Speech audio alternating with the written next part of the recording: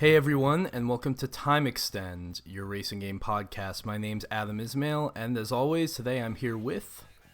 Brendan Norrison, and today we'll be talking about the latest news topics in the world of racing games, and two featured topics this time around, as we'll be discussing a piece that Adam wrote recently, and also a new feature we'll get into later on in the podcast. Yeah, I mean, we've been gone for a while, but this is a pretty good show to come back with. There's a lot of news and a lot of stuff going on. I'm really excited for it. You pumped, Brendan? Oh yeah, definitely. This is one of the weeks we've got a lot of exciting stuff to discuss, so we won't have to stretch out the introduction of a Hyundai to Forza or anything to make up time. But what if I wanted to talk about Hyundai going to Forza? What if You can if you want, Adam. What if that's a thing like I lived for? Never mind. I'm not going to complain about new cars in Forza. That's always a great thing. But we will move on straight into news because we have a lot to cover today. And we'll start with Team Sonic Racing, which was a bit of a surprise announcement last week as the Sonic Racing game that was teased months ago.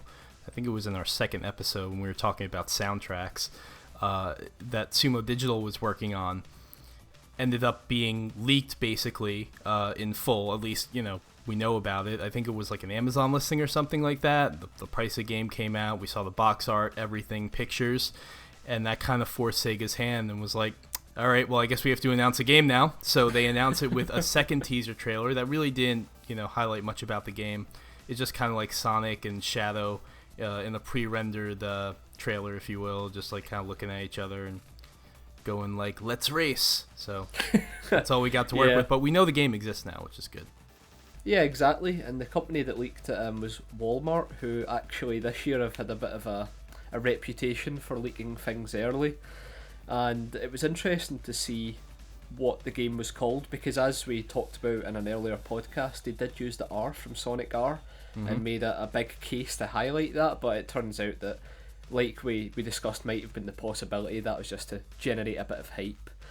But in regards to Team Sonic Racing, the Walmart listing actually had some information about the game, which I'm sure Sega would have rather kept secret for now. But we do know now that this isn't part of the All-Stars brand, so we won't see Space Channel 5 and Super Monkey Ball and that type of thing appear here. It's going to be in the Sonic universe, with 15 playable characters, supposedly. So, I mean, how do you feel about that, Adam? Do you think that the Sonic universe has enough stronger characters to make this game work, or do you think Sumo Digital are so good in the gameplay element that it really doesn't matter that much? I lean more towards the second one. I mean, I'm not going to complain about just Sonic characters. That's what we got from the first Sonic Racing game for the most part. Yeah, I mean, Sumo's really good at what they do. So I have no concerns about this from a gameplay standpoint. I think they were kind of biding their time, thinking like, let's wait, a year, maybe a year and a half, just so everybody who was going to buy Mario Kart 8 has, so we can just we can just outlast that and kind of stand on our own. And I think the game totally will. We both love those Sonic kart racers that Sumo has worked on. They do fantastic work. The number of characters compared to previous games, it's going to bother Sega fans like us. I don't think in the grand scheme people are really going to care. And honestly, Transformed had, so much Sega history in it that I wouldn't be surprised if down the line, to kind of revive the game, they came out with sort of like an All-Stars DLC. That's a great point, because it's something that Nintendo deployed for Mario Kart 8, of course, by adding Animal Crossing and F-Zero, so that would make total sense. And I mean, I'll maybe give a bit of a hot take here, but I feel like some of All-Stars roster seem to be scraping the bottom of the barrel. Not even talking about Danica Patrick, but just you're talking about Yogscast. Yeah, exactly, Yogscast, and a Football Manager as well in the PC version of the game. Cool additions, but I think by the end of Transformed Lifecycle, it was a perfect mess of Sega greatness, but a mess nonetheless. Yeah, Sega doesn't. I'm sorry. Like, I'm a huge Sega fan. Obviously, the second half of our podcast is going to delve even further into that. But as much of a Sega fan as I am, they're not a company with Nintendo's history of storied characters. They just aren't. I mean, like, you could list 15, Nintendo characters, and you still probably won't be covering like half of all the company's famous brands and IP and whatnot. So Sega doesn't have that luxury. Once you get past Sonic and Yakuza, at this point it's you're in the football managers. You could go back in the past, you get like Alex Kidd, but nobody gives a shit about Alex Kidd. Like, I don't think Sega wants to admit that, but like nobody cares. Like, they may have been your mascot before Sonic, but nobody cares. The same thing goes for Opa Opa. The same thing goes for just about a Gilius Thunderhead. Like, it's not, nobody cares, Sega. Yeah, I mean, there's games like Skies of Arcadia that are well loved, but do you really think people care about the characters that much? And I guess that was the problem Sumo faced. But one thing that I'm interested in, not to change focus from the characters, but because they've been able to be a bit more focused now, it seems from the feature list that we're going to get a game that is more focused in general, because the description specifically mentions the wisps from Sonic Colors acting as items in the game. And if there was one thing that seemed really random and transformed, it was the weapons list. It just seemed to be a hodgepodge of random graphics and types of weapons. So here it says there's going to be 14 spectacular offensive and defensive items to help overcome rival teams, which I'll get to in a minute, and get ahead. So it seems like they're really tapping into that Sonic Colors well, because arguably that was the best modern game, and it seems like the Wisps are a perfect fit for a kart racing game given the types of abilities they had in the main games. Yeah, there's this problem that every kart racer that isn't Mario Kart has, where like they have to invent their own kind of lexicon of weapons, and people just have to know what they are, and that's not easy to do. Like, I wouldn't be surprised if you go back. I haven't played Crash Team Racing, for example, in like 20 years. But if you go back and play Crash Team Racing, I'm willing to bet it has a rocket, and I'm willing to bet that rocket acts completely differently from the rocket in Sonic Transformed. And there's no way, like, these companies don't have like 8 entries in their series like Mario Kart does, so you can't cultivate that kind of. People won't remember what each weapon does. Everyone knows what a green shell does. Everyone knows what a red shell does. So that's kind of challenging for companies like Sumo to get over. But I think the Wisps might be a good way of getting around that, because it's something that's uniquely Sonic. Even though like I didn't play Sonic Colors, and I'm sure most people didn't play Sonic Colors. Once you see that, you're going to know, okay, this isn't just, insert generic weapon-looking graphic here.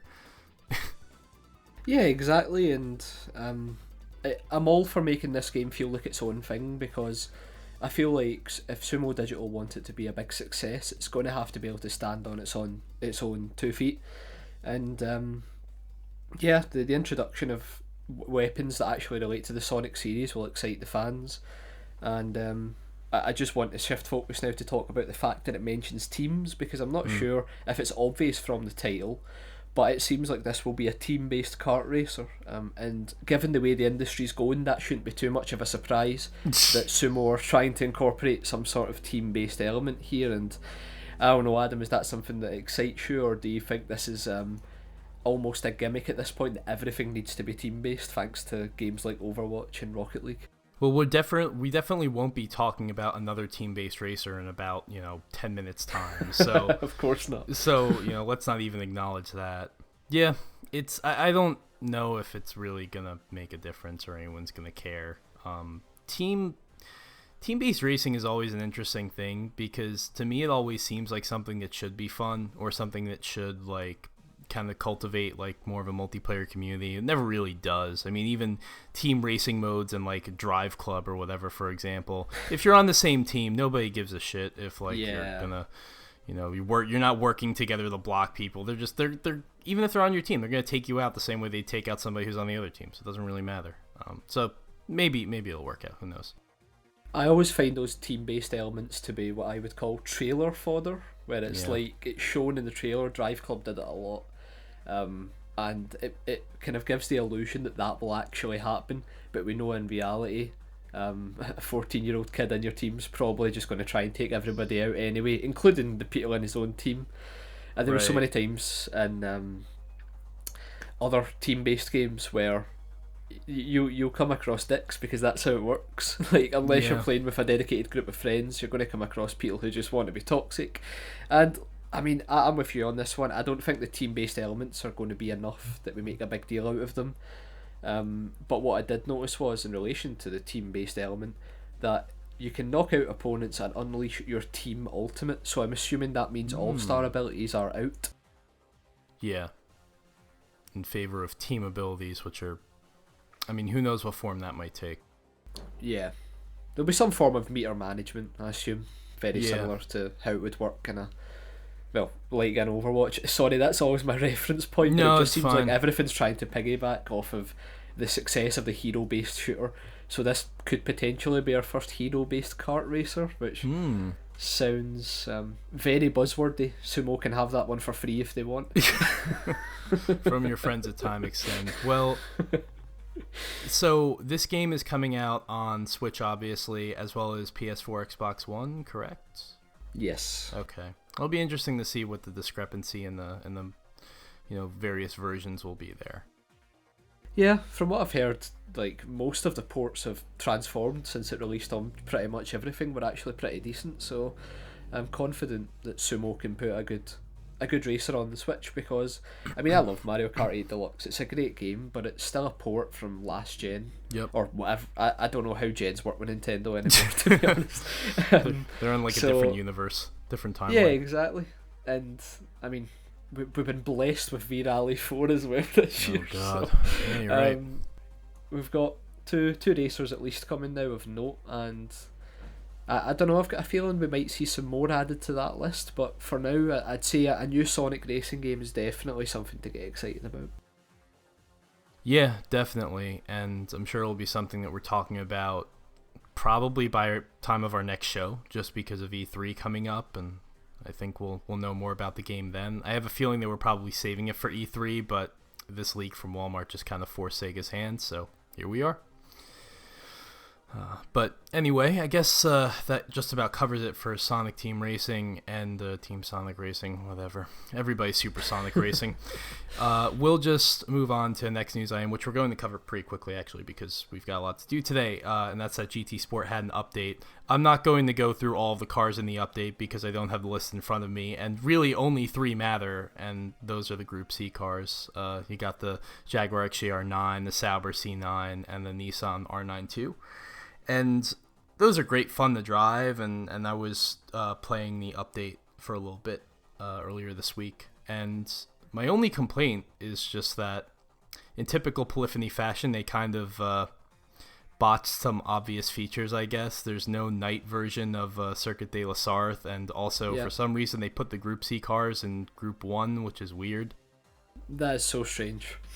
Yeah, it's leading to a situation where basically on a track like La Sarthe, which is, it's kind of cool, but it's also it's not, it doesn't feel realistic, or it doesn't feel like balanced racing. You end up with these Group C cars that are so fast in the straight line and absolutely terrible in the corners.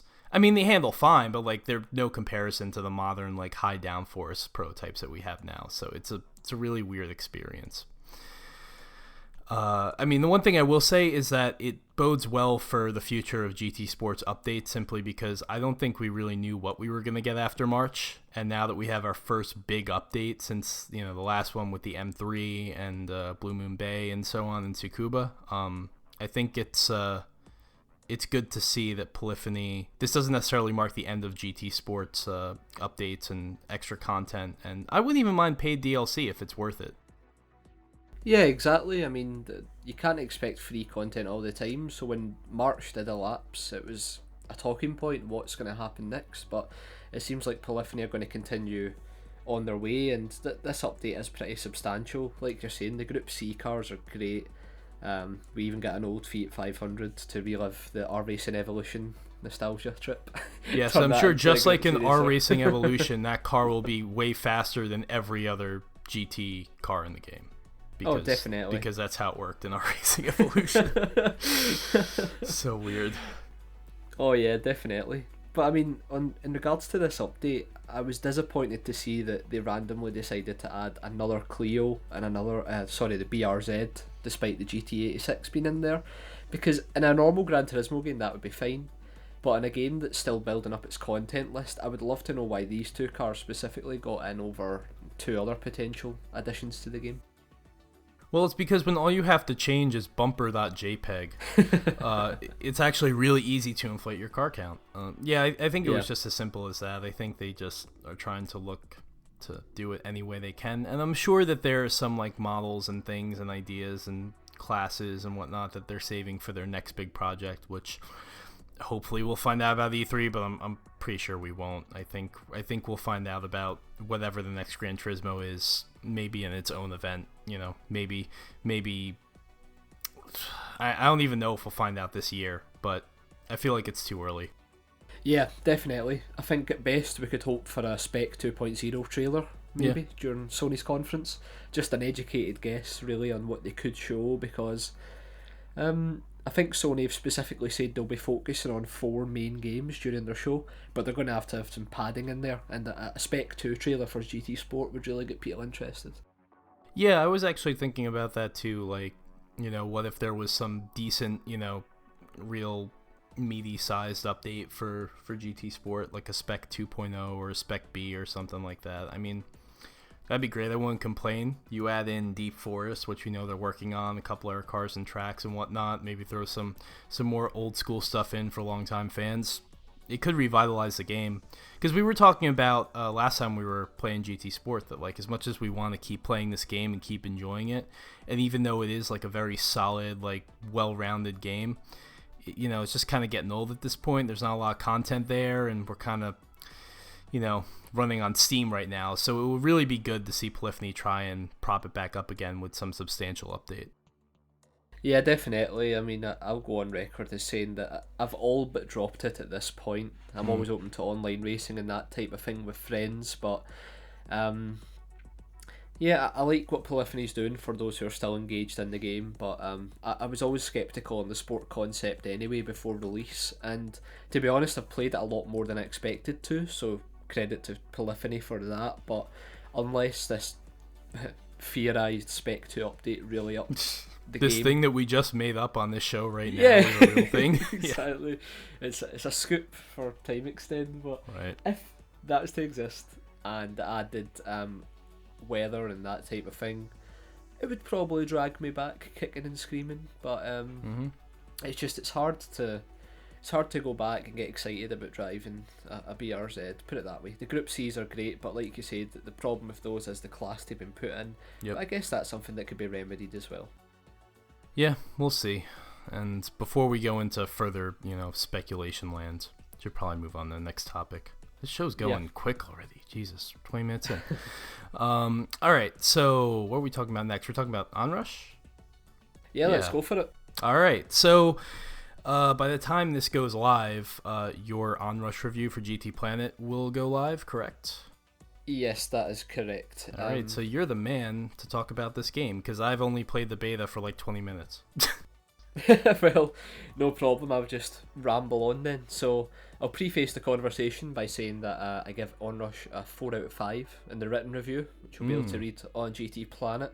And yeah, for those who don't know, OnRush is the latest game from Codemasters, but more importantly from the now defunct Evolution Studios staff who joined Codemasters 2016, I think that was. And yeah, so OnRush is a team-based objective vehicular combat game. That's the description I'm going with. It's a mouthful, but I absolutely refuse to call it a racer. Not just because I feel it's deceiving to those like arcade racing games, but I also think it doesn't give OnRush enough credit for the complete spin that it's trying to deliver on the kind of vehicle-based arcade games. So I think it's the one thing I would say about OnRush right away is that it's a very fun game, especially if you've never experienced anything like it before, which 99% of people wouldn't have. And I almost feel like the beta gave the wrong impression, because it was so straight to the point. You booted up the game, it would throw you in an event that you don't know what to do in it. You didn't know the vehicle kind of abilities and how the cars handle. And I mean, just as a brief side point, Adam, was that one of the reasons why maybe you didn't put enough time into the beta? Did you feel as if it was a bit presumptuous when you tried to play it for the first time? Yeah, I mean, they give you that tutorial, but the tutorial really doesn't tell you about the special abilities with each class. It's basically, you know, press R2 to go and press X to boost or whatever it is you do in that game. It's very straightforward, and it would have been nice to have a little bit more hand-holding. I think for a game like this, you kind of need it because it's not your conventional arcade racer in any way, shape, or form. Yeah, exactly, and the good news is that the full game is actually really good with tutorials. Pretty much anytime you access something for the first time, there's a video, and it's an easy to understand kind of layout that shows you a kind of visual representation of what happens in a match, but in a very stylized fashion, almost CG. And then the voiceover, which is a bit cringy, but I won't dwell on that. Kind of this explains... is OnRush. Oh man, why don't you hit that, Bruce? But yeah, oh man. Codemasters, you can hire us. Whatever lady with the sexy voice you had doing it before, you just get rid of her and hire Brendan. He's got it covered. It's so Need for Speed Most Wanted. But yeah, anyway, exactly. Yeah, these videos are easy to understand, and every time you choose a car class for the first time as well, it introduces them. So there's all these elements that really worried me that they weren't in the beta, but they're there in the full game. And that kind of brings me on to one of the main points I'd like to make about the game. The presentation is really, really well done. And I'm happy to say that because I feel as if that's one of Evolution Studios' standpoint. And from the beta, which seemed really kind of chopped and put together, I'm so happy to see that the full release did a good job of making the game look a lot more fresh, and the menus look premium, which is important. Yeah. I mean, I'm not sure about the budget for this game because the type of game it is, it could either be really cheap or really expensive because... There's no way to tell. Yeah, exactly. There really isn't. It could go either way, and the reason for that is, yeah, there's no real like major physics engine at play, and you don't have to worry about that type of thing. But conversely, I'm flying down a snowy mountain in full weather, thunder, lightning conditions at 60 frames per second on the base PS4, and that is incredible. I would go as far to say there's some moments in this game when the dynamic time of day and weather kick in that it does look a lot like Drive Club in a weird way. Wow. You can see the influence from Evolution when they worked on that, but you wouldn't know that from the beta because they decided to make it in that, like, do you know in Drive Club there was that time of day that never looked good? It was like 4 PM or something like that. Yeah. And it always looked a bit too exposed and you could see like slight jaggies and stuff. Sure. That's the way the beta looked. But when you play the main game, like there's a level where you've got like the northern lights in the background and the sun's just setting and you can see it leave a trail on the water, and then like returning track from Sega Rally Revo. Yeah, exactly. So yeah, the presentation is really a step above what I was expecting at first, and it's all credit to the team for that. And if there's anything that will drag people in, it might actually end up being the visuals, because there's also a great photo mode in here that I'm sure people will create ridiculous photos with. That's fantastic, because one of the things I was worried about when Evolution went to Codemasters is, you know, they created this amazing engine for Drive Club when they were a first-party Sony studio, and when you're no longer a first-party Sony studio, you have to kind of give up the tools you create, and you have to almost start from scratch, and that's kind of what they did here. And I feel like these days you tend to see a lot of third-party games that never really take advantage of the hardware because they have to work across so many different platforms, and maybe the studio doesn't have the time or the resources to really make this game look as good as it possibly could on, say, PS4 or Xbox One or whatever platform in particular. So it's great to see that Evolution's, you know, technical prowess hasn't been lost in their transition to being a third-party studio. And it's great to hear about the presentation as well, because, yeah, I wasn't very impressed with it from the beta. I don't think Evolution's ever really had, you know, I don't know, Drive Club, like, there was no doubting its status as, like, a AAA racing game. Graphically, you know, it's still, I feel like, one of the best-looking, best-playing games of this generation, and it's almost 4 years old. But something about, like, the menus, it always felt like they lavished all of their attention on the gameplay, which is great. I mean, they probably should, but every other aspect of the game felt kind of overlooked, and, I don't know, just not very visually interesting. Yeah, I mean, that's something that OnRush tries to do, and like, I'll just preface it right now, it's obnoxious as hell. There will be people that don't like how far OnRush goes with its stylized approach, because There's like over 500 customizable items in here, which will make some people just turn off immediately because that's not what they're looking for. And a lot of them are kind of in your face style sass. And it's the same with the sound design as well.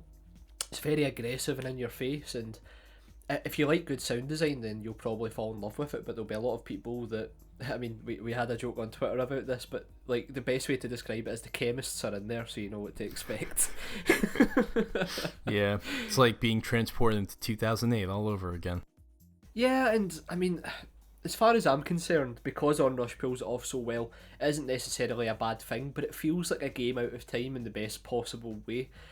I mean, I think I said when we had a conversation about it a previous day, Adam, but it feels almost like a mashup of Excite Truck and Shocks, which we've discussed briefly on this podcast before, and it doesn't try to pretend to be anything else. Like, there's not that Need for Speed edge of trying to come across as cool.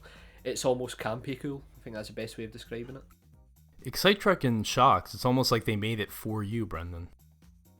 Yeah, exactly, and they managed to totally remove the racing, and I still enjoyed it. So, I mean, that is a good point, though, you just brought up there, because the main issue OnRush is going to face is, who is this for, who will buy it, and who will keep playing? And that is going to... That puts in my head that we could see another Blur situation here. I hope I'm wrong, but it for as great as the game is, I'm just not sure how you sell it to someone, and that's something Codemasters has to work out. Yeah, and, you know, if it doesn't catch on very quickly, which I'm sorry, but I'm almost certain it won't. That doesn't mean that it won't be ultimately successful in the end, but if it struggles particularly out of the gate, I'm wondering if they'll come out with some form of either free-to-play or heavily discounted version.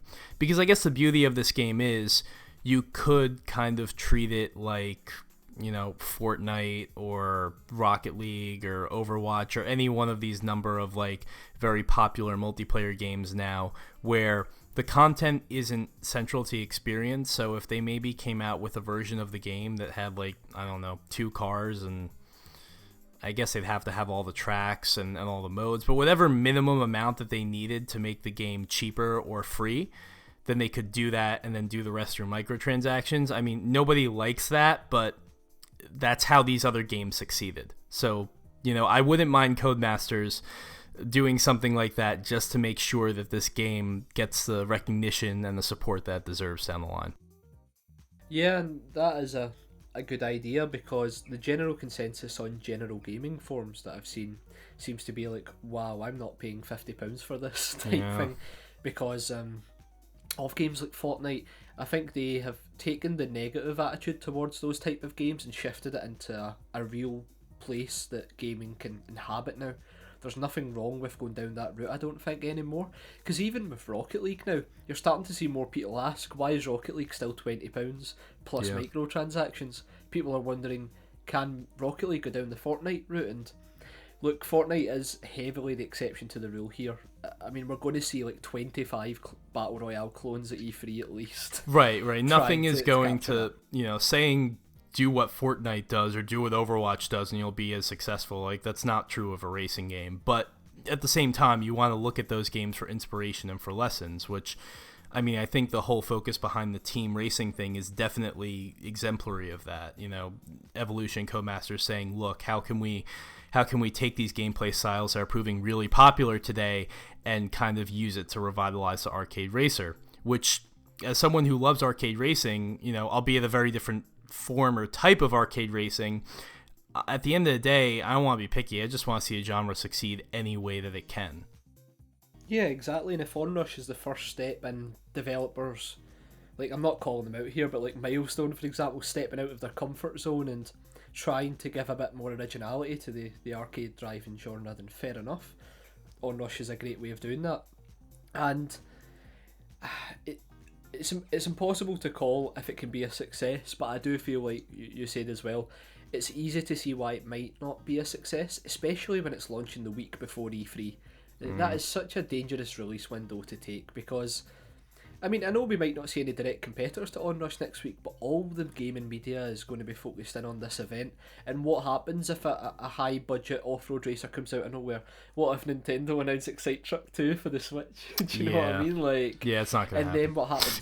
Yeah, it won't happen exactly. But like the fact that I've went to that example shows that I don't think it would take much to push OnRush to the back of the queue in terms of people's thoughts about gaming, and that's what they need to watch for. I mean, according to the developers, there will be post-launch support. They've got an idea where they want to take that. They just have to make sure they transmit it well enough, because they might have a small dedicated community now, but that's even pre-release. What happens a month later if you lose some of that community and don't gain anybody else? And to see OnRush succeed, I think it needs to try and keep in people's eye as much as possible.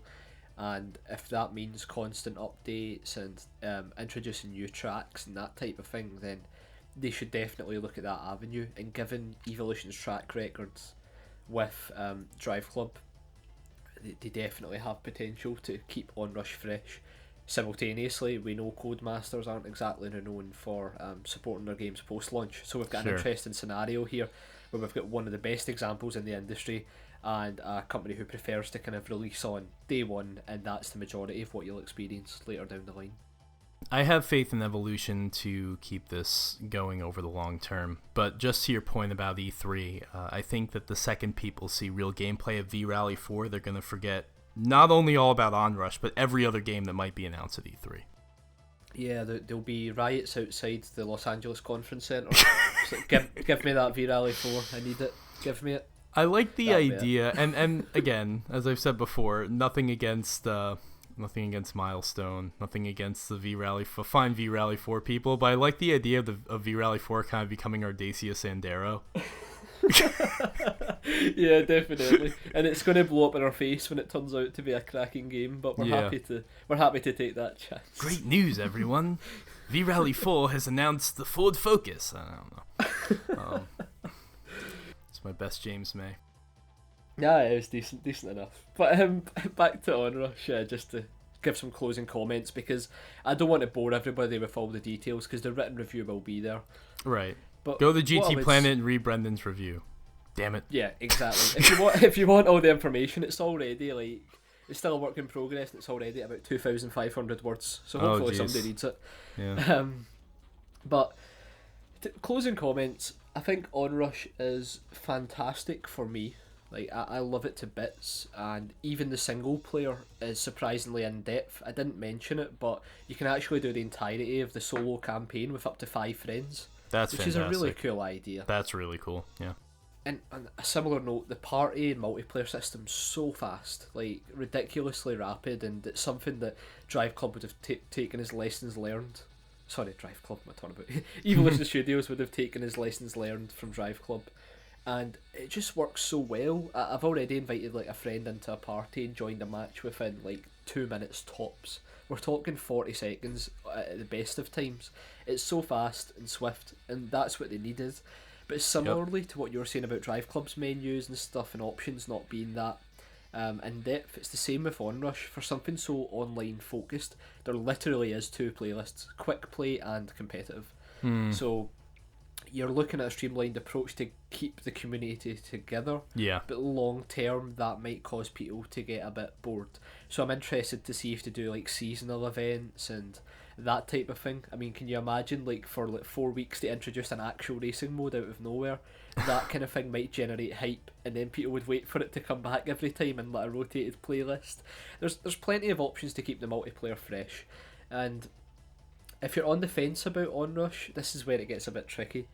I can't with full heart say just give it a go anyway, because it's quite an investment, especially for a game you might totally not enjoy and never touch. But what I would say is, if you've been waiting for something in the arcade driving or racing genre that like totally flips what we know on our heads, it isn't just a standard off-road racer with questionable physics. If you want something that actually tries to break the mold and you've got friends to play with as well, then I can't recommend OnRush enough. It's a streamlined honed experience that runs at 60 frames per second by default on the base PS4 with dynamic time of day and weather, and with the crazy gameplay. It's honestly a sight to behold. It's a pretty game, it's fun, and even if you struggle for those first few hours, if you do end up buying the game, persevere, because when it clicks, it really is I'll go out on a limb and say this, it's one of the best moments I've had in a driving game in the past 5 years, when I realised what I was doing and then being able to execute it, because we're so used to the idea of takedowns being the way Burnout does them, for example, where it's like those games' physics basically shaped how we crash other cars in other racing games. But OnRush takes a different approach, and it's so jarring at first, because you're like, why did I get taken out there? And then you learn, like, it's the slight angles, it's the heaviness of your vehicle. There's a lot at play in OnRush, and because it's so hectic, it can be easy to get lost in it. But if you end up picking up OnRush, persevere, because I've got no doubt that once it clicks, there is some fun to be had there. Yeah, and it didn't really click with me during the beta, but I'm pretty sure with all the glowing things that you said about it, and also when we were talking about back when the beta came out, and neither of us were very convinced, given that you persevered and got through it, I'm going to try and do the same. And I think if you really love this genre and you really want to see these kinds of weird, chances be taken, then you're going to try and persevere through it too. And you ought to give it a chance, because I know Brendan, and he doesn't, make light of stuff like this. He knows a good thing when he sees it. Yeah, exactly, and without it sounding except like for a Excite threat, Truck. Yeah. But like, without it sounding like a threat, to back up what you said, like, if you do want to see things like Blur reappear in the genre, then sometimes you've got to support stuff that you've got no idea you'll enjoy. Absolutely. And I understand that it's easy enough to say that, given, like, I've got a review copy of the game and stuff, and I can say that, and not everybody can afford to fork out full price at launch.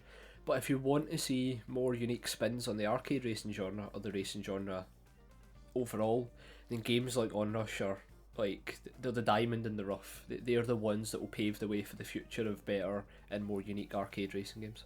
Yep, and if you want to see the chemists in yet another racing game. Exactly. Anyway. Alright, so we're going to move on to our last, not really news topic of the week, because we're just going to have a brief discussion about the thing that I wrote, or moving from what Brendan will have by the time this goes live just published, and then something I wrote last week, which is mirror mode on Test Drive Unlimited on GT Planet, and you can go check that out. It's the first mirror mode in a while. It's something I always love doing, but it's just, I'm so busy these days that it's tough. But I was excited to do it for Test Drive Unlimited because, just I guess some background, if you don't know or you don't read GT Planet, mirror mode is a series where basically I play just an old racing game and just talk about, whatever it is. And there have been sims, there have been a lot of arcade games, because most old racing games are arcade games by today's standards. And Test Drive Unlimited was the most recent game in the series. That probably there's like 8 or 9 games in that series right now. The most recent game that I played for it. And I wanted to simply because I think it's a really important game. And I also think it's a really important game that you really can't appreciate anymore, because it was a very early online game. And, early online, like, practically, like, designed to be online, purpose-built online racing game that the servers have been taken down for. So that kind of puts it in an interesting place. And I just want to know, did you play Test Drive Unlimited, Brendan? I did not actually. No, that's one of the the skeletons in my wardrobe. I've never played it, despite all the great reputation it has. That's why reading your mirror mode was really interesting for me, because you described it in a way that made me feel as if I really missed out. Yeah, that's something that Jordan, who runs GT Planet, I think the best praise he ever gave me was, like, you made me nostalgic about a game I've never played, which is really the whole idea behind Mirror Mode, is just to, like, for me to be as nostalgic as possible, or in the case of Sega GT, be as critical as possible, and make people feel whatever I'm feeling in that moment in time. So with Test Drive Unlimited, I think the main thing that draws me to it is it's one of the only open world racing games I can think of that really justified its open world. I don't think in the early days of open world racers, whether you go as far back as like Tokyo Extreme Racing or Tokyo Extreme Racer, or like even like Need for Speed Most Wanted or Midnight Club 2 or whatever, like those are all fine games, and in certain ways their world might be great or their world might be a little boring, or Most Wanted I think actually had a pretty good environment to kind of couch itself in. But I never get the feeling with those games that you do anything that you couldn't do in a closed circuit, that you do anything that like you couldn't just otherwise do if you just had a number of closed tracks in the game. And what I loved about Test Drive Unlimited was, in addition to the online aspect of it, they set this game in Hawaii, which is like, now you have Forza Horizon every like 2 or 3 years coming out, and it's in this like new exotic locale or whatever. But in 2006, saying a game in Hawaii where you had the entire island of Oahu, and it wasn't perfectly realistic. It wasn't like photorealistic. All the roads weren't in exactly the right place that they would be in, but you had this massive island that's still way larger than what you get in most racing games. I mean, it took you almost an hour to get from one side to the other, if you were driving not the fastest car in the game. And that kind of cultivates a sense of exploration and context that, like, just having a world of that size, it's like what a lot of people said, I think, of like Breath of the Wild when it came out, if you played that. It matters for racing games too, and in the case of Test Drive Unlimited, it made it really feel special. There were a lot of dead zones in that world, I'm not going to lie, but just knowing that like I could embark on this adventure from one side of the island to the other, who knows what interesting spot I might find, who knows what dealership I might run into, or what event might come up, or they have like these hitchhikers and models and shit on the side of the road that you have to like pick up and drive places. Those aren't very fun events, but like as you're driving across the island, you're encountering these things you didn't know about, and I don't know, for me it made it feel special. It really does sound special as well, because let's be honest, there's so many open worlds and racing games that are forgettable and almost feel that they're there because that was the trend at the time. So if Test Drive Unlimited managed to turn that into something that was actually enjoyable at that time period nonetheless, then it's no mean feat. Yeah, and the other thing that's important to remember about it too is that if you play Test Drive Unlimited, the way the game begins is you're basically like selecting your character from a number of, I think there's like 6 pre-made characters that you can choose from. Then you can go deeper into that and like modify the way their clothes are and their face looks and all that stuff. But you're choosing between these characters who are in line to board a plane to go to Hawaii. That is the extent of all of the story you get in this game, and I can't thank Eden enough for it, because like you pick your character, you see your plane take off, you land in Hawaii, you rent a car, which I think is hilarious that this game is so, I mean, it's not super realistic, but certain things about it are oddly realistic in that when you land in Hawaii for the first time, you have to rent a car because you can't buy one, and you have like a 30-minute time limit on how long you can drive that car for so that you can get to a dealership and actually buy a car.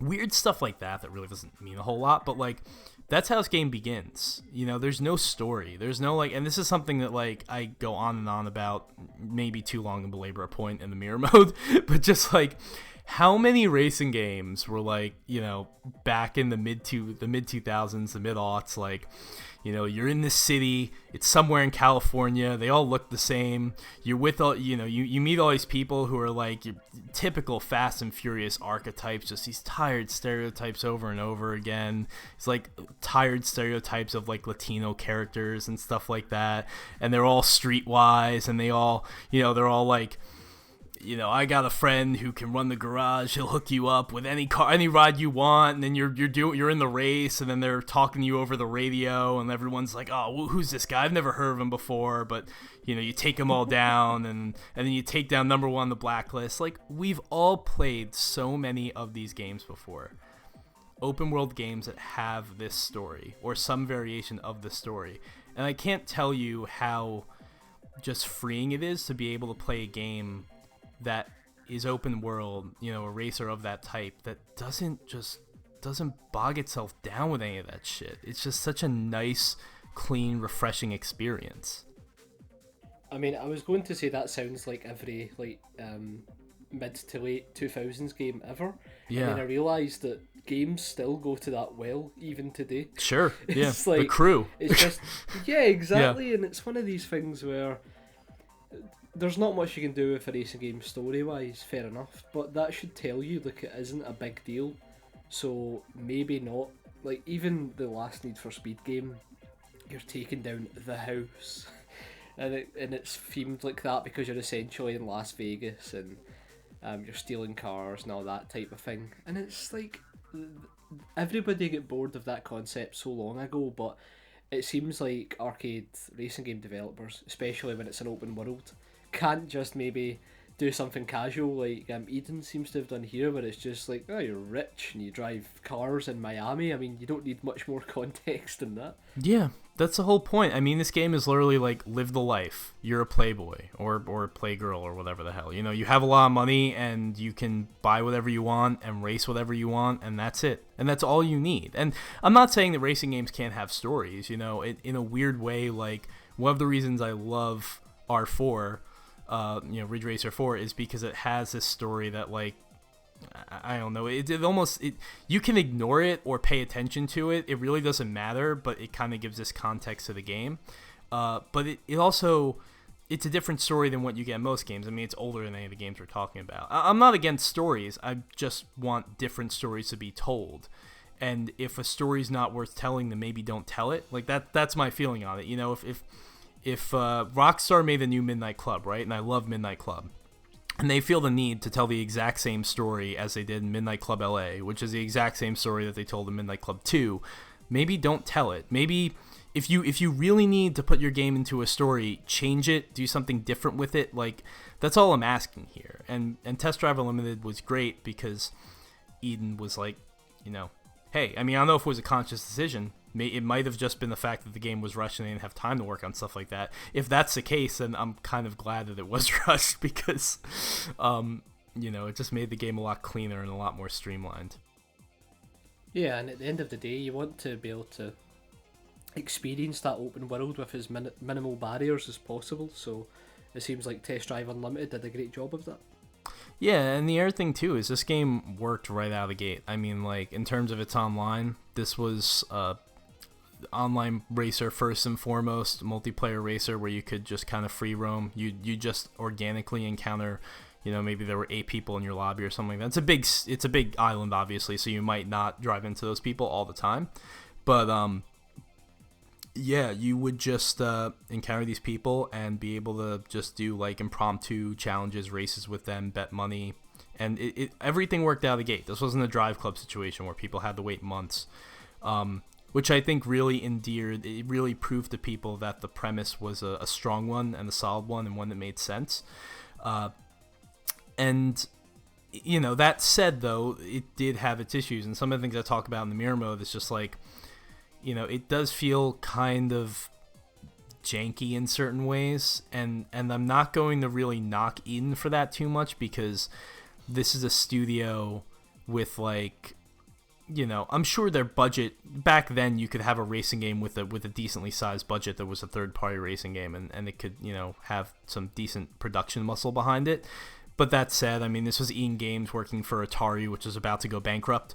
So, I'm sure they didn't have a ton to work on. And from what I've read, it doesn't seem like some, very helpful commenters on GT Planet telling me that, like, the game was kind of rushing its development. So I can definitely understand why everything didn't work out perfectly. But, like, just the physics are very strange. Everything feels just kind of stilted and stiff. Some cars are better than others. Like I would say, like, driving a Koenigsegg or something like that, you're going to have a much harder time. It's going to feel a lot less natural than, like, an Alpha GTV or something, which is the car that I started out with in the game.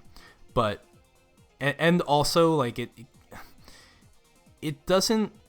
I'm trying to put myself back in 2006. Like, it wasn't a bad looking game, but and especially with everything that had to stream in the world it had to create, it wasn't a bad looking game, but you do run into a lot of issues where, like, the frame rate takes a big hit because you are especially when you're in a really fast car and you're in like you're in a high speed section of the island, or you're on a freeway or something like that.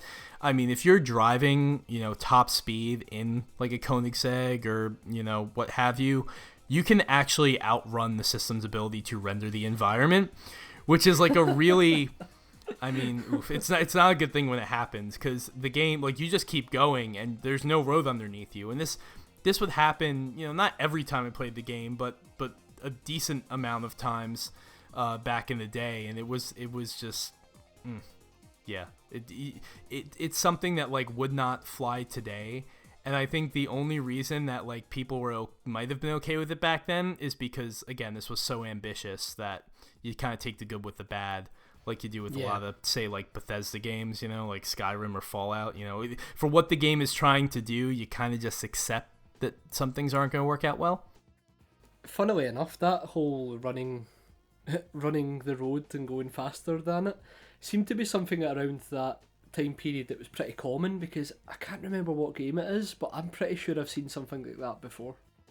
Yeah, and I'm sure it popped up in other games. And again, I'm willing to give Ian the benefit of the doubt, because I know what they were trying to do was pretty phenomenal. I mean, like, you don't encounter load times in this game.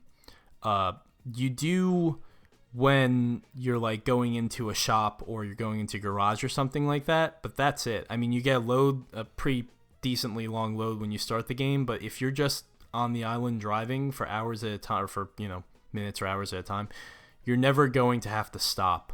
So when you consider that, it kind of makes sense why some of the limitations exist. And considering that we're running kind of long on this now, we still got another big segment. This is going to be probably our longest show ever, by the way. I think at this point it's pretty safe to say. I'll close it out with Test Drive Unlimited with actually we know that there is another one in development, because even though Atari went bankrupt and Eden is now been fractured into, you have people still working under the Eden name making Gear Club Unlimited. You have, which is a name that denotes all sorts of things. You have people from Eden who then started Ivory Tower, which now does the crew for Ubisoft. This group splintered into a bunch of different companies, and they made a Test Drive Unlimited 2, but which I think a lot of people actually prefer, but I don't. We do know, however, that there is a third one, at least as of like a year and a half ago or 2 years ago. There's a third one in development by Big Ben Interactive, which I guess snapped up the rights to this game, or whoever the publisher is. I don't know if it's Milestone or somebody snapped up the rights to Test Drive Unlimited. And I don't really know how a studio with an even smaller budget that makes kind of these like sort of homely middling racing games. I don't want to shit on anything they do. It's just like they don't have that AAA shine to them. And I understand why, I mean, if you look at the games they produce, they're fine, they're perfectly serviceable, but I think something ambitious like Test Drive Unlimited, I don't know how that's going to shake out if you don't have all systems go, just like all of your weight, everything behind this game. Perhaps they do, perhaps they're able to find a little bit more in the coffer to do something like Test Drive Unlimited, but we'll see. I'm glad it's not dead, but it's a very strange time if you're a fan of the franchise. Yeah, good way of summing it up. All right, so with all that out of the way, we can get on to what we really showed up for, what this show's really all about, which we're going to leave for the next segment.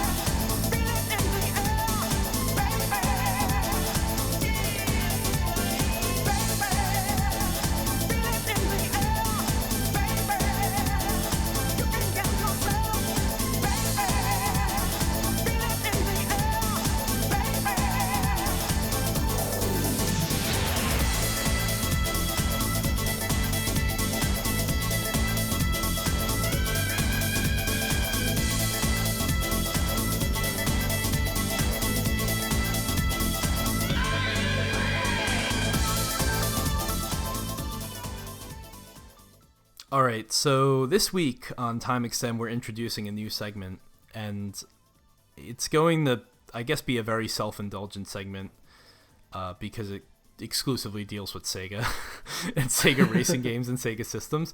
But there's actually, this wasn't something we were planning for a long time. We weren't like, oh, we want to be a Sega podcast. This segment is all about Dreamcast racers, and it's called Sega Racing System. And we're going to talk about a different a different Dreamcast racing game when we do this segment every couple of weeks or what have you.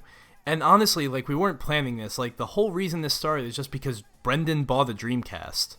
That was it. That is it. That's the whole reason that we did this. This wasn't something that I was planning. Like, I just want to talk about the Dreamcast for hours on end every week. Like, no, this was just Brendan bought a Dreamcast, and then one thing led to another, and here we are.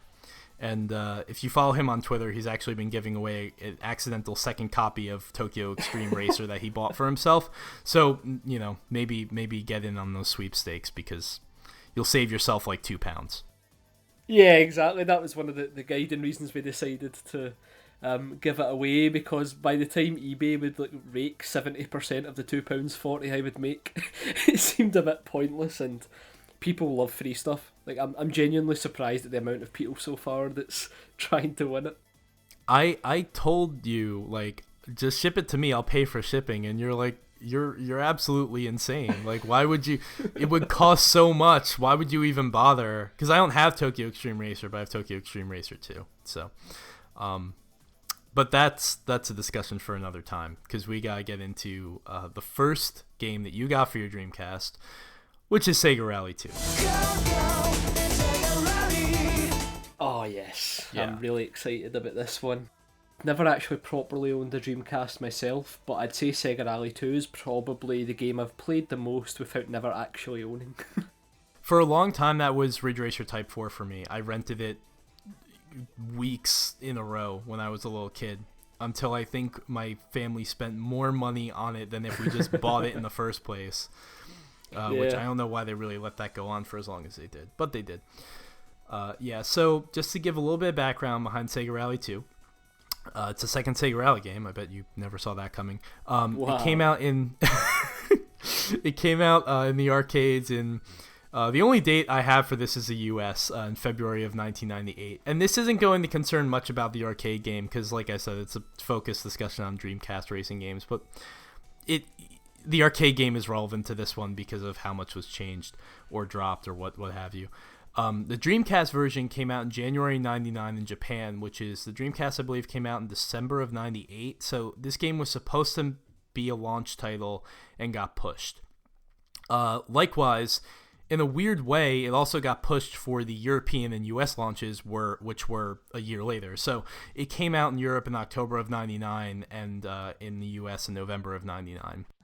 So with Sega Rally 2, the arcade game is pretty relevant to this because in the transition to the Dreamcast, it actually had a pretty troubled development. It was first shown off at Tokyo Game Show in 98, and initial reports there were that the game really wasn't looking good. The frame rate was terrible, and it was, I think, about 40% done at the time from what I read. It was being developed by Sega CS2, which was one of Sega's consumer software teams. And basically, they had this team working on the Dreamcast version, and concurrently they had another team working on the PC version. And as many people know, the Dreamcast supported Windows CE development libraries. So Sega basically, almost at like the 11th hour, decided the team that's working on the Dreamcast version isn't doing a good enough job. They're not going to get out in time. Let's move the PC team basically to a Dreamcast and have them develop both versions. So in a weird way, the Dreamcast version is actually a port of the Windows one, Wow. kind of, which is why if you've played Sega Rally 2 on the Dreamcast, it's got a lot of problems. The frame rate is very inconsistent. The original Japanese release, which I played for this segment, I played the Japanese one, the US one, as well as the Model 3 original through the Supermodel emulator.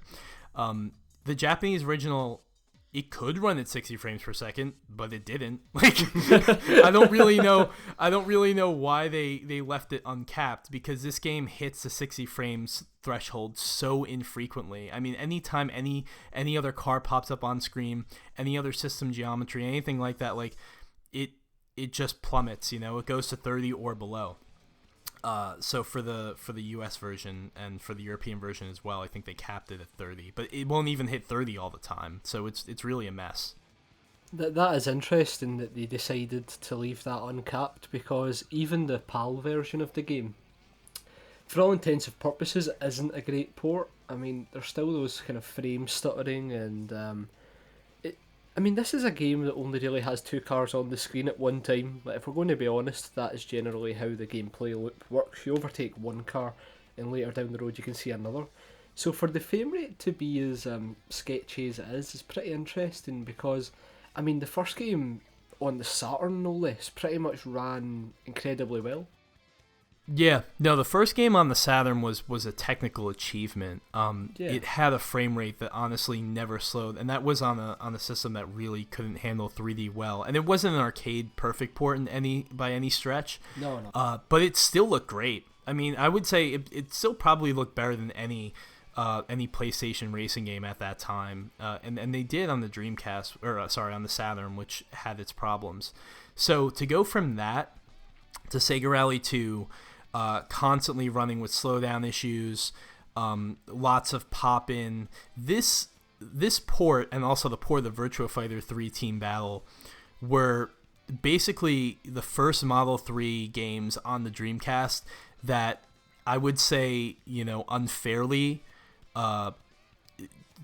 demonstrated the people of the Dreamcast couldn't handle Model 3, which wasn't true at all. I think, you look at games later down the line, like Ferrari F355, which I know ran on Naomi hardware, but that's like arcade, that's arcade perfect. And you look at games down the line on the Dreamcast that were pushing out everything you would expect from the Model 3. I think there's no question the Dreamcast could approximate Model 3 games, could do them well, but in the case of Sega Rally and Virtua Fighter, they were rushed.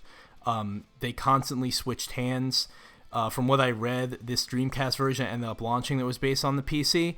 That was done in like a month's time, to get that out the door. They were really working on all cylinders, and then after the Japanese release, it was just months and months, I think, of refinement, and they did what they could. There were certain cars, I think, that were added to the Western releases. In the West, we got the Peugeot 206. We also, I think they took out the Peugeot 106, which was in the Japanese one, but they gave us cars like the Fiat Seicento, which is just kind of a hilarious little addition. They had to take out the Ford Escort because the Escort, I guess their license with Sega ran out in the interim between the Japanese and American and the European release. But yeah, you get some extra content, some things taken away. The game doesn't run a whole lot better, but it's 30 frames capped at least, so at least it's not, it's not sludging down mid-corner and absolutely ruining your run. And with that said, I mean, I guess it's just time to go into, how we honestly feel about Sega Rally 2, and I know you have a lot of feelings about it, Brendan, so I'll just let you take it off from there. So, I mean, when it comes to Sega Rally, I'm pretty much a mega fan. I genuinely believe the first game in the series is one of the best arcade racing games ever. And in terms of rally games, it really did pave the way for the likes of Colin McRae and that type of thing that would follow. Sega Rally 2, it's a bit more of an interesting take that I have on it, because when I played it in the arcades at first, I felt as if the handling was really light compared to the first game, and it felt a bit off because of that. It didn't seem as if there was any feedback coming back through the wheel in the arcade cabinet. I mean, I know we're not talking about the arcade cabinet, but that feeds into how I feel about the Dreamcast version as well, because there's no rumble here. I don't think the rumble pack is even compatible with the game, is it? Oh, I don't know, because Yeah. we had a Rumble Pack, but I haven't used it in probably since the Dreamcast was out. So Yeah, but like Rumble never interested me. even forgetting that peripheral, like the cars feel so light that it's really hard to get a grasp to play the game with the analog stick at first. But Yeah. when I moved to the D-pad, like, this game has just blown me away, really. Like, I think Sega Rally 2 is a lot better than I initially gave it credit for. And I'm currently 7 golded championships down in the 10-year championship mode. Wow, And I just impressive. yeah, I'm getting there. I just love how much they expanded the original Sega Rally concept into by adding all these cars and tracks. And that might seem like a small thing given what other racers around the time period were doing, but as someone, and you'll know this as well, Adam, who put in so many hours to the original game that only had like 4 tracks and one of them was hidden, it's Yep. really cool to see a Sega Rally game with pretty much the same handling, maybe a bit too refined, basically expanded into a full-fledged release. And that is why I think Sega Rally 2 has been the perfect first game to get on the Dreamcast, because there's just so many elements that make Sega Rally great, whether it's the corny soundtrack that just hits the sweet spot. Love the soundtrack to this game. Yeah, it's phenomenal. There's a wide range as well, which I like. It isn't just like the usual Sega Rally tunes with the keyboard and stuff, but you actually get some weird jazzy numbers almost in there. And Oh yeah. it's a great soundtrack. The soundtrack actually, as far as you bring that up, it's not something I was expecting to talk about, but I'll go into this a little bit. So the soundtrack has a lot more songs than I think you would ever encounter on the Dreamcast version, because if you play the arcade version, which I've been doing lately, and it's been great because I never actually got to play Sega Rally 2 in the arcades when it was out. There are songs like, if you do the practice mode, for example, as opposed to championship mode. So like in championship, like you're on the snowy track, you get Searching for My Dreams. Yeah. You're on Riviera, you get like Go Go Sega Rally, the instrumental one, which are all great songs. In the practice mode, you get different songs. So in the practice mode, you get Estrada Nova, which is a song that you would only, if you played the Dreamcast game and never listened to the full soundtrack, you wouldn't even know a song exists on the snowy track, and that's where they use it, and it's fantastic. It's a great song. On Riviera, you get MNF question mark, which is, I don't know what that title means, but it's actually it sounds like it has almost the exact same backing beat as Go Go Sega Rally, but it's a different song, and it's a phenomenal song, and also they definitely use a BC Boys sample in the song. There's a part where you can hear Ad Rock from the Beastie Boys going, "Yeah, boy," and it's definitely him. Like, I love the Beastie Boys. I know it's him, and it leads to this very interesting thing that I have to bring up for purposes of discussion. Where a couple years ago, Hideki Naganuma, who is most famous for Jet Set Radio soundtrack, he actually worked on Sega Rally 2 as well. He was one of the guys working on Sega Rally 2, and when I was like younger and stupider, I tweeted at him like, is that a BC Boys sample in MNF? Because he would answer anyone's questions. Yeah. And his response was just, "I didn't work on MNF," and I was so embarrassed. I was like, yeah. I mean, there were like 5 people on the soundtrack, so it doesn't necessarily mean you made every song. And I was just like, sorry. Don't worry, everybody has those moments. Yeah, but soundtrack's great. Even if you don't play a game, check it out. To bring it back to discussion about the game itself and the physics, yeah, I don't think Sega Rally 2 could ever live up to the original for me, and it's mostly because of the physics. Yes. Yeah. They honestly, to me, feel like a step back. There's no feedback to a lot of these cars. Exactly. They all handle very differently. I'll give them that. They're definitely, like, if you drive a front-wheel drive car like the 306, I mean, you can't. Like, it just, you're not turning, you're not getting sideways. It's a terrible experience. But they all kind of do this thing where they kind of, like, it's almost a complaint I had with, like, the first Dirt, where, like, you can tell that, like, the axis that the car pivots around is in, like, the front wheels. Yeah. In the front end of the car, and the back of the car just, like, tails around that central point. The wheels don't have any, like, feeling of texture, connection to the road. When you begin a drift, you can literally do it just by turning the wheel sideways, no brake input, no throttle input, and you will slide at that radius until you decide to do something differently. You don't trail off. And for a game like the first Sega Rally, which you could tell, I mean, they must have labored over the suspension modeling of that game for forever. And it paid off exceptionally well because you could feel every wheel doing something differently, connecting with the road surface in a different way. I don't get that feeling at all from Sega Rally 2. And I think part of it, too, is a Dreamcast controller. As you're saying, the analog stick really is difficult to play this game with any sort of precision. And you need it for those later 10-year championship stages. To this day, I haven't finished all of them. I still have Year 7 and Year 10 I can't beat, which is a shame.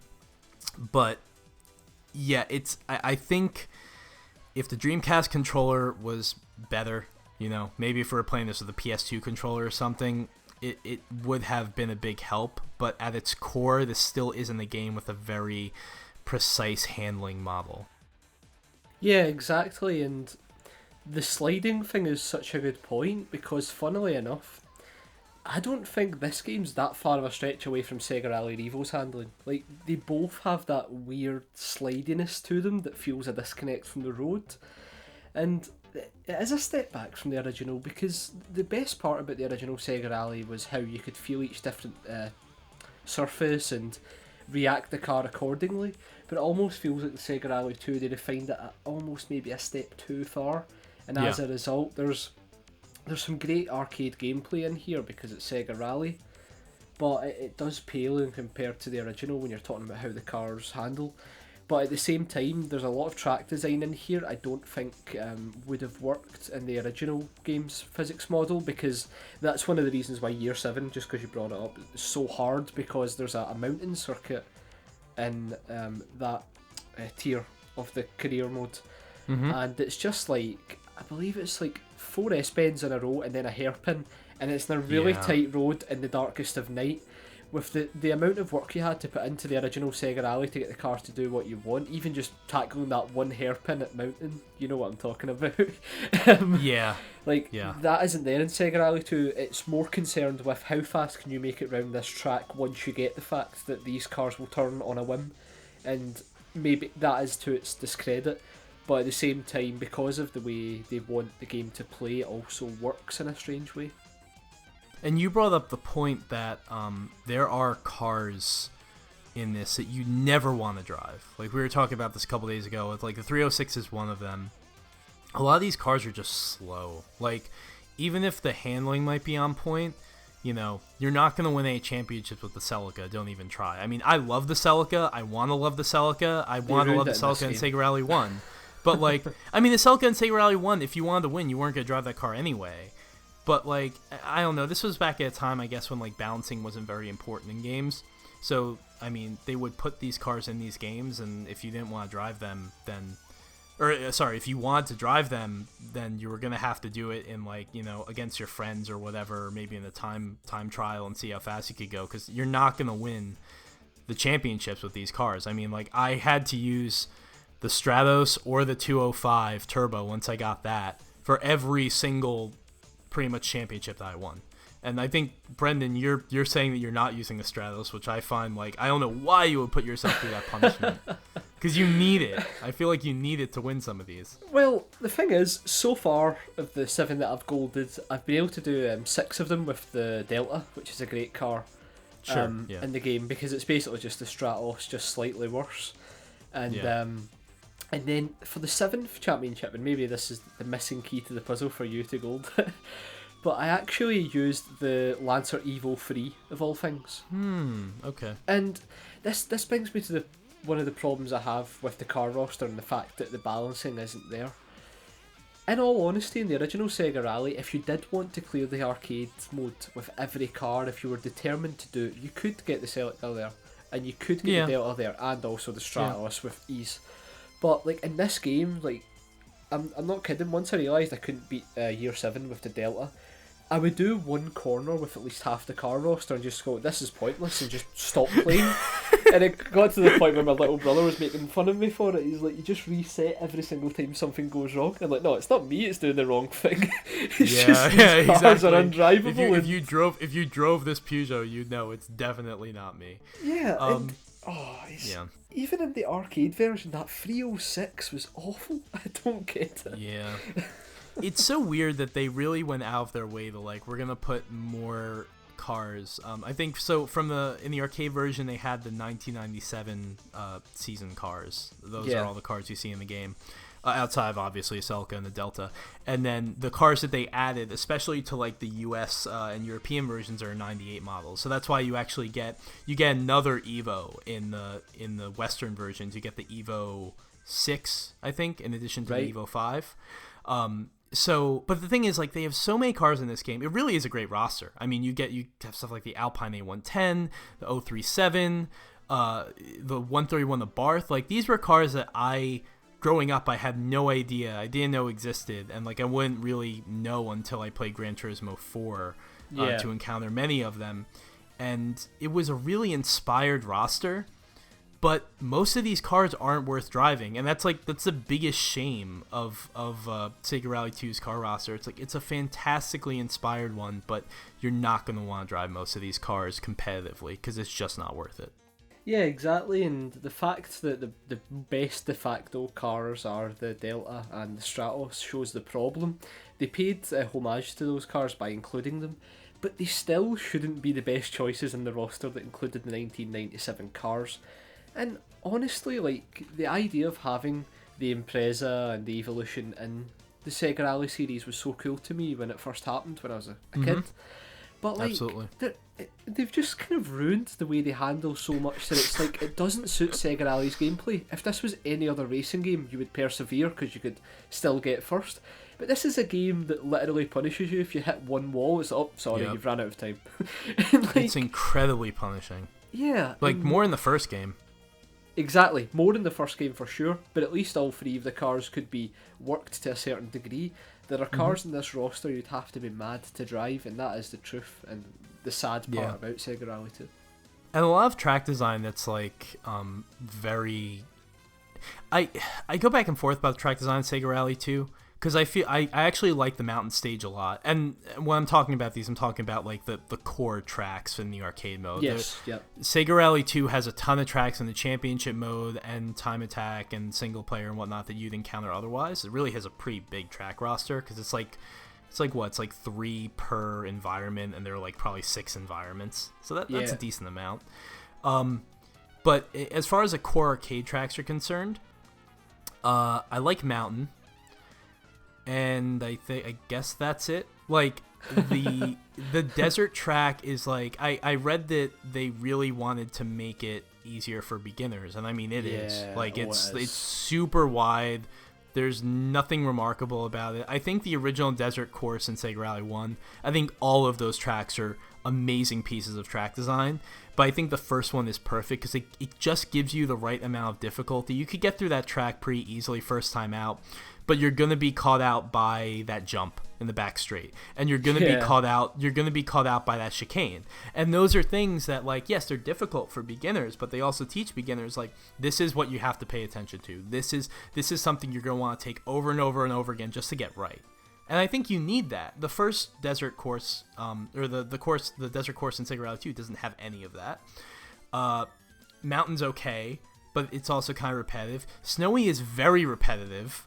Oh, yeah. And although the thing I'll say about the snow course in this game is that, at least because it's a snow course, they introduce, like, snowbanks, which completely, that just like in actual rallying, like, it does affect the car differently. There's something you want to stay away from, but it is kind of like a soft wall.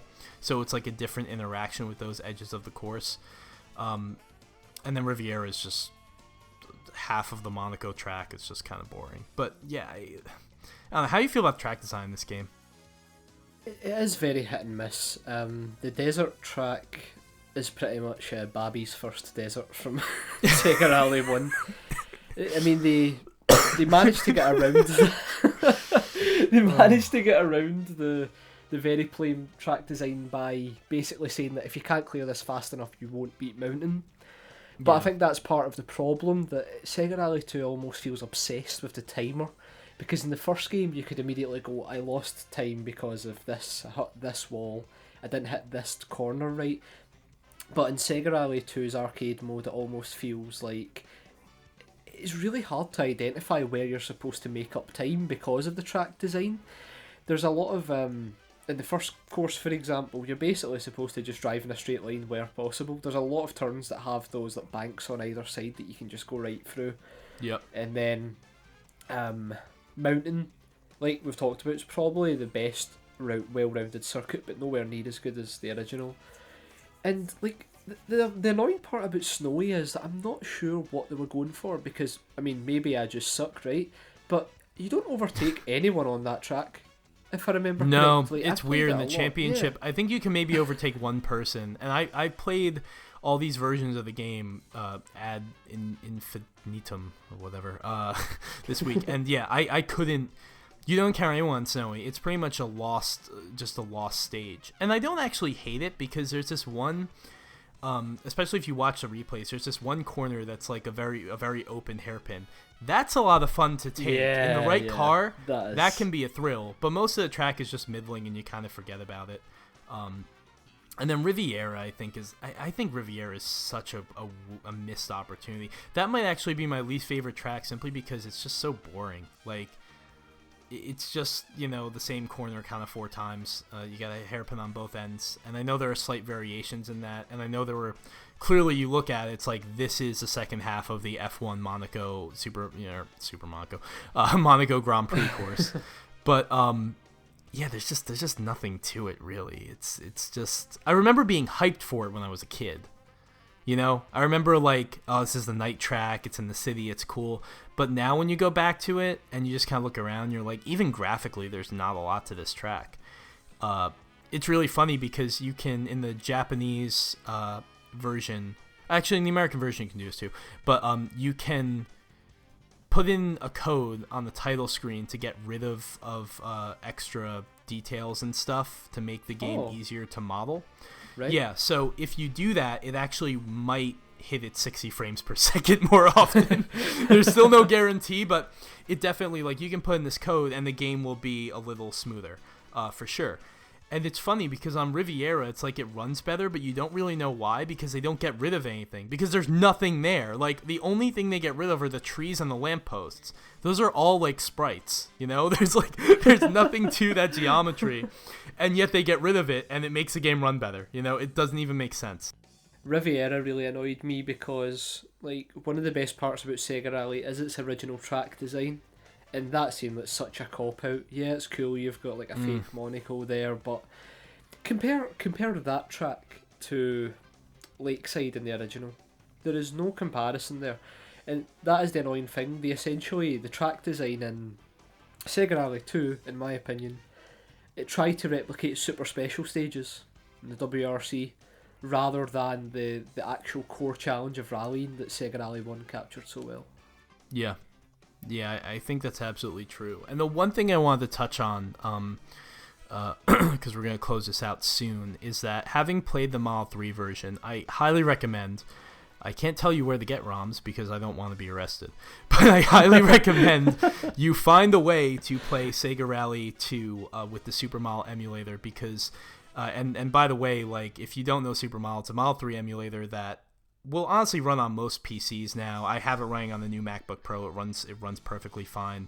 And if you go into the Supermodel forums, they have more recent versions of the emulator that play the game even better. Like, don't get the one that's on like the Supermodel homepage, because it's actually quite outdated. If you get a more recent version, Sega Rally 2 runs really well, and it's the preferred way to experience this game. And I would also say that, like, I'm using a PS4 controller. I'm using a DualShock 4.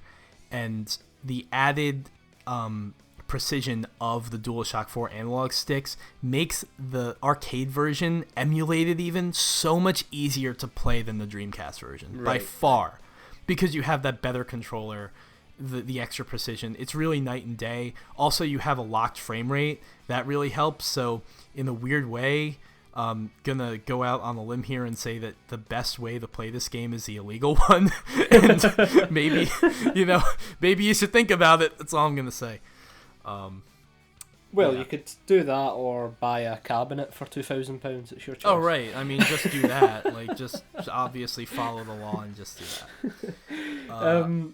Yeah, so I would like to say that although I've been critical of the game for this discussion, because that's why we have these discussions and will have them in future podcasts. Right. There's still something about Sega Rally 2 that makes me love it, because, I mean, for 3 days straight, I was trying to gold to Year 7, which is like 4 tracks. I don't think I would do that with any other game. Persevere so much and try so hard to get a gold. So the core gameplay loop's still there. It's just that if you go from the original Sega Rally to 2, it's a more simplified game with more expansive content, and I think that sums it up pretty well.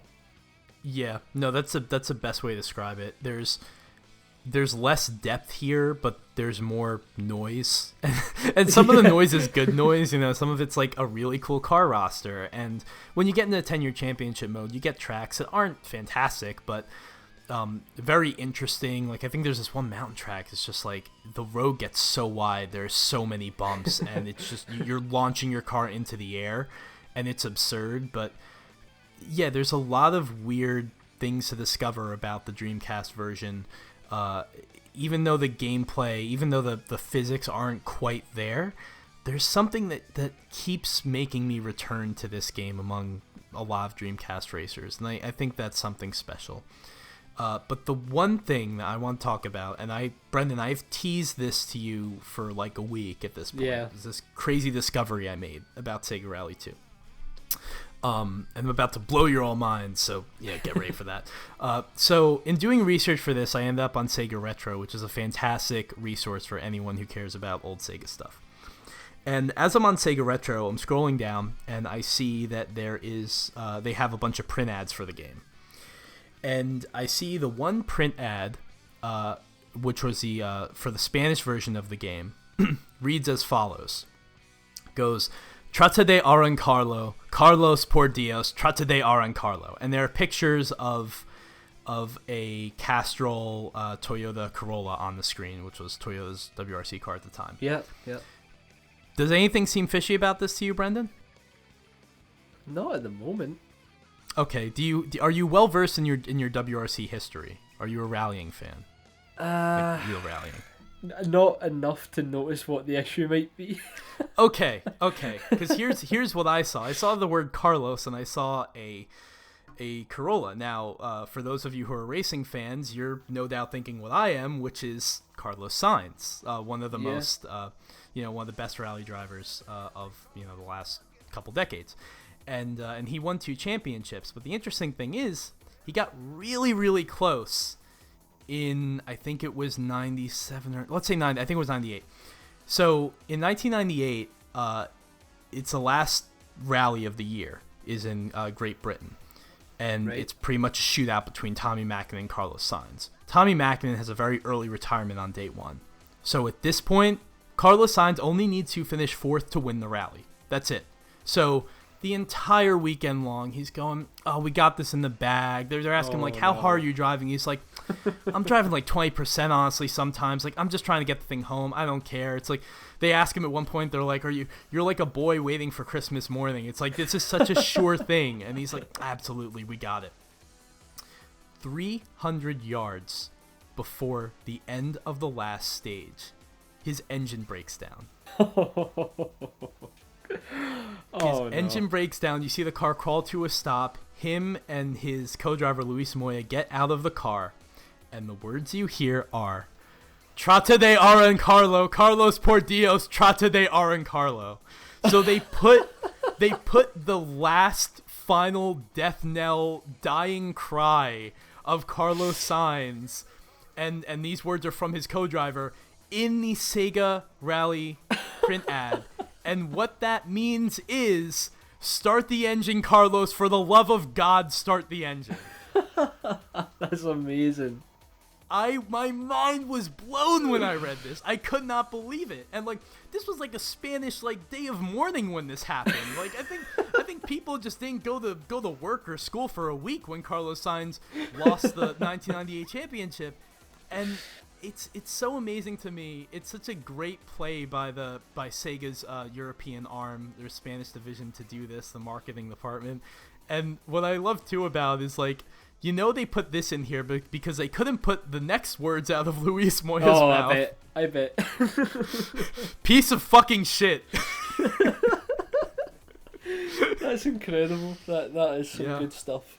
My mind was blown, man. I think that's the best thing I've ever contributed to Time Extend, and I'm not sure I'll ever equal it. Oh man, that's great. So that's where we leave you with on Sega Rally 2, and so glad we had this discussion. And there are lots of Sega racing, Dreamcast racing games, not all made by Sega. There are a lot of Dreamcast racing games to talk about in the future that we will be exploring through this segment, for sure. Definitely. So as one last thing then, would you recommend Sega Rally 2 to people who own a Dreamcast? I would. If you have a dream, I mean, let's be honest. If you're listening to this podcast, you have a Dreamcast, you have Sega Rally 2. But if you, if by some stretch you don't, or if you're thinking about buying a Dreamcast, definitely make this one of the first games you buy. It has a lot of problems, and maybe this is just nostalgia talking, it's got a lot of problems, so it keeps you coming back. I don't know. Exactly. It still feels, you know what? In spite of everything, it still feels like Sega Rally, and that's really the best thing I can say about it. So, yeah, exactly. That's as much credit as you can give, and I totally back it up. It's even worth buying just to see the surprisingly decent weather effects running as well on some of the 10-year championship tracks.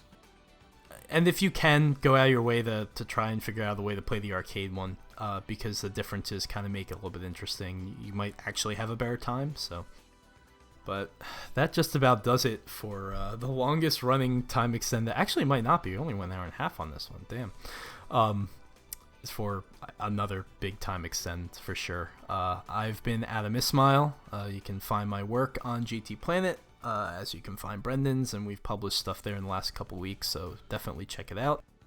Yeah, you can find me on Twitter at BrendWings if you want to enter the sweepstake to win the copy of Tokyo Highway Racer, as it was known in Europe. Highway Challenge, sorry, I always get mixed up. We've called that game 2 wrong names so far. It doesn't matter. I don't know why they had to change it. It's like, what, only Americans are stupid enough to be given Extreme with an X in the beginning of it, not an E? Like, why? Zero was called Extreme over here, which is weird. It's only this game and then the sequel on Dreamcast. They changed it to the normal name on PS2. Yeah, well, that series actually goes back even before, like, the Dreamcast, and it's, like, went on forever and has a bunch of different names. But the Tokyo Extreme podcast will come later. Yeah, exactly. Yeah, you can find me on Twitter at Pioneer Spine. I forgot to mention that point, but yeah. So, thanks so much for listening this week. Had a lot of fun doing the show, and we'll see you again soon. See you soon, guys. Cheers.